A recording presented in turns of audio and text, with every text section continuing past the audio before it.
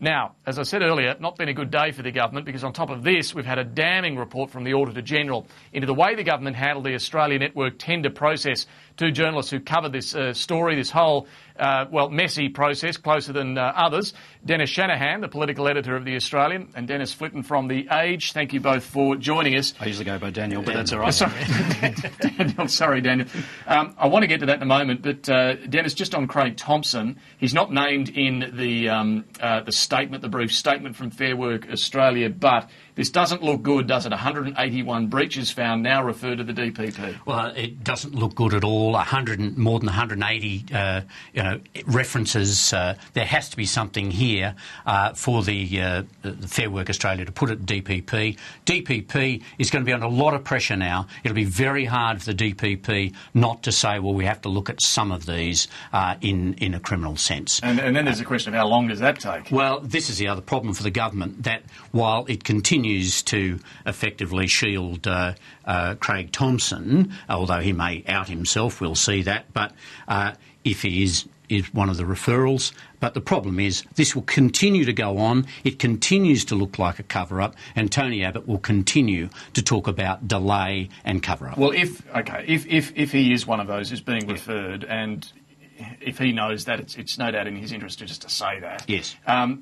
Can Julia Gillard continue to rely on his support in Parliament if he's the subject of a criminal investigation? Oh, of course. And the other point is that even if the DPP, after quite some time, takes a decision that charges be laid, then charges have to be laid and have to be heard. And Craig Thompson, like anyone else, has to have a presumption of innocence, and an MP can continue to sit in the House while they're charged, while there's a case on. There is no problem, and even a period of appeal can continue to sit in the Parliament. So this can go on for quite some time, and even if he is charged, and if there is a trial, this could very well last beyond the next election. That's the point here, isn't it? It's unlikely to force him out before the election. Now, let's get to the other piece of bad news for the government today. This Auditor-General's report into the Australia network tender process. Daniel, this was a messy process from the start. But what do you think overall of what the Auditor-General has found? Is it surprised you? It is a lot more damning than I thought that the Auditor-General was going to be. When I first looked at the terms of condition that they had, the terms of reference that the Auditor-General had to look at, it seemed that they were going to somewhat paper over some of these cracks. He hasn't done that at all. He's really gone into the detail. He's gone into detail about cabinet deliberation.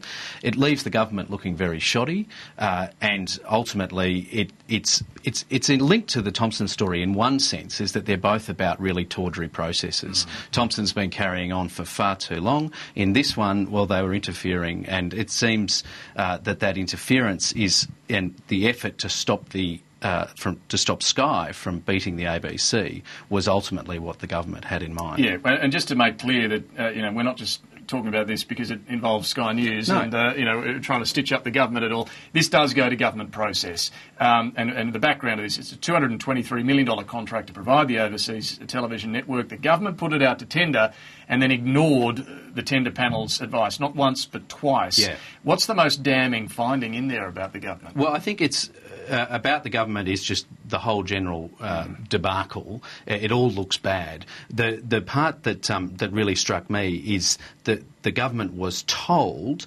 right when it tried to make its interference in June of last year that this was going to create a policy and a political nightmare for them, and yet they still went ahead.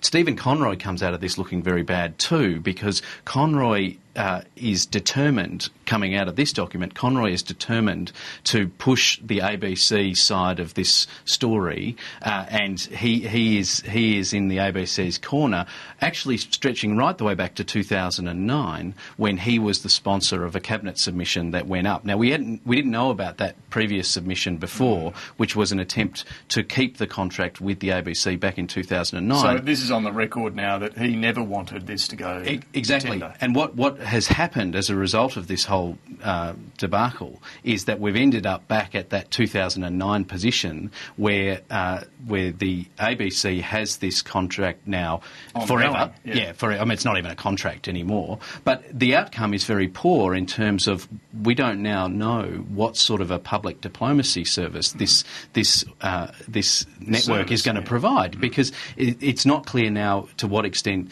the Foreign Affairs Department will be able to set broad priorities. It was never a case of determining what was on the editorial agenda. It was about determining broad priorities for the service, where it was supposed to go, getting into China, for instance. And now we have this sort of mess, and in effect, it's an international arm for the ABC. Dennis, you've read a lot of Auditor-General's reports over the years. How does this compare? I think this report is probably the most scathing Auditor-General's report I have read in 30 years in the press gallery.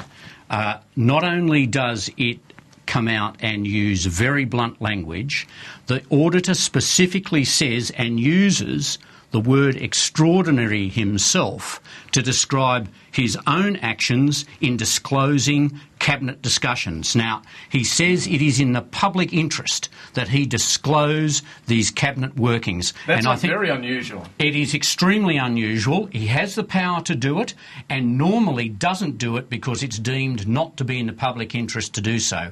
He's actually saying it's the reverse. It is in the public interest to disclose what this cabinet deliberation was about, and the reason that he's done this is because it's not just that the Evaluation Board found on 2 occasions unanimously, as Dan reported quite some time ago, without a federal police inquiry, that the every decision about changing the tender process, about who should do it, about who should have the decision, about what the decision should be, about the changed criteria on the Arab Spring in China, actually says, the head of Julia Gillard's own department says this won't stand up. It doesn't stand up to scrutiny. What about the... Everyone has said don't do this, and Julia Gillard and Stephen Conroy have done the exact opposite in every single issue. What about the response to this today? The Prime Minister's response was, well, we decided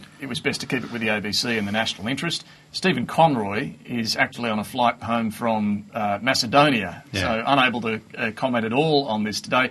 Craig Emerson, who was speaking at the National Press Club and asked about this, said it wasn't an elegant handling of this. But is that good enough, given what we've seen in this report? I mean, what should happen here? Look, you've got to go back to first principles in all of this, and the real problem is that the government decided back in 2010, and this was a cabinet decision, that they decided that they would go out to tender. They didn't allow the tender to run. Now, you can have the argument about whether or not this should be with the ABC or whether it should be with a private organisation like Sky. And the other overlapping thing here is whether Rupert Murdoch's part ownership, which is very small part ownership of Sky back in the distance there, whether that should play a role in all of this. And there were all these multiple layers to this story. But ultimately, at its heart, is that this was a tender that went out for public... was put out to public offer in good faith. 2 companies bid, put in a lot of work, and they didn't allow that tender to run its natural course. That's at the heart of this issue. If it was a bridge and if it was a state government, it would be an absolute scandal, and it is an absolute scandal. And just finally, is it, Dennis, as the opposition says, simply about the leadership? It was Kevin Rudd who wanted to put it to tender, but Julia Gillard, when she took over, did not? Look, I think there is no doubt there was rivalry involved. There is clear that, and the auditor refers to this, there were differences between Kevin Rudd, Stephen Conroy and Julia Gillard up until the moment they made the final decision. There's obviously all sorts of rivalry involved, and it has, as the auditor has said, this has really brought Australia's ability to handle commercial decisions into question. This is a disaster. This is another issue of sovereign risk, as there was with the mining tax. This is also very bad. There's $5 million in additional costs because of the bungled decisions. $2 million, we think, or thereabouts, may have gone back to Sky. But overall additional costs for the department, tripled costs for the department. This has been a disaster, and it has been because of political interference and a prejudicial view, which wasn't the right decision by the government, as the Prime Minister has said today. It was the wrong decision according to all the advice they were given. An extraordinary report. Dennis Shanahan, Daniel Flitton, thank you very much for taking us through it.